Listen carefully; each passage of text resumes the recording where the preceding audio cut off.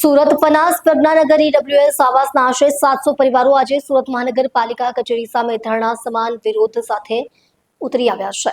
નાના બાળકો સાથે મોટી સંખ્યામાં એકઠા થયેલા રહેવાસીઓએ ન્યાય આપોના ઉગ્ર નારા લગાવીને પોતાનો રોષ વ્યક્ત કર્યો હતો। ઉલ્લેખનીય છે કે 2 વર્ષથી વધુ સમય પહેલા મનપા દ્વારા જર્જરિત જાહેર કરીને આ આવાસો ખાલી કરવામાં આવ્યા હતા। જોકે રહેવાસીઓનો તીવ્ર આક્ષેપ છે કે આજ દિન સુધી ન તો નવા આવાસોના બાંધકામની કામગીરી શરૂ થઈ છે, ન તો ટેન્ડર પ્રક્રિયા પૂર્ણ થઈ છે। આવાસ ખાલી કરાવતી વખતે મનપાએ યોગ્ય વળતર અને ભાડું આપવાની ખાતરી આપી હતી, પરંતુ 2 વર્ષથી વધુ સમય વીતી જવા છતાં આ વચનો માત્ર કાગળ પર જ રહ્યા હોવાનો રહેવાસીઓએ ગંભીર આક્ષેપ કર્યો।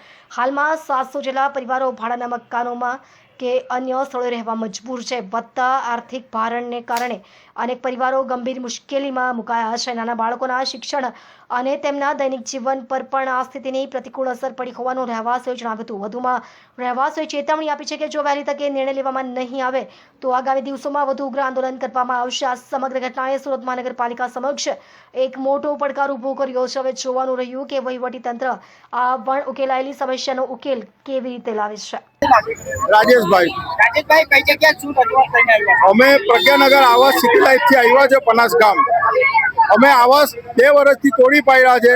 જર્જરિત હતા, ભાડું આપવું એમ કરીને અમને મકાન હજુ અત્યાર સુધી ભાડું પણ નથી આપ્યું, નથી ટેન્ડર પાસ કર્યા છે। ટેન્ડર પાડે છે, ટેન્ડર પાસ નહીં થતું એમ કરીને આજે અમને 2 વર્ષથી અમે અટવાયા છે। એના માટે અમે કમિશનર સાહેબને રજૂઆત કરવા માટે આવ્યા છે। અહીંયા અમારા 704 બિલ્ડિંગ 704 મકાન હતા, ઓછામાં ઓછા 4 થી 5 હજારનું પબ્લિક રહેતું હતું।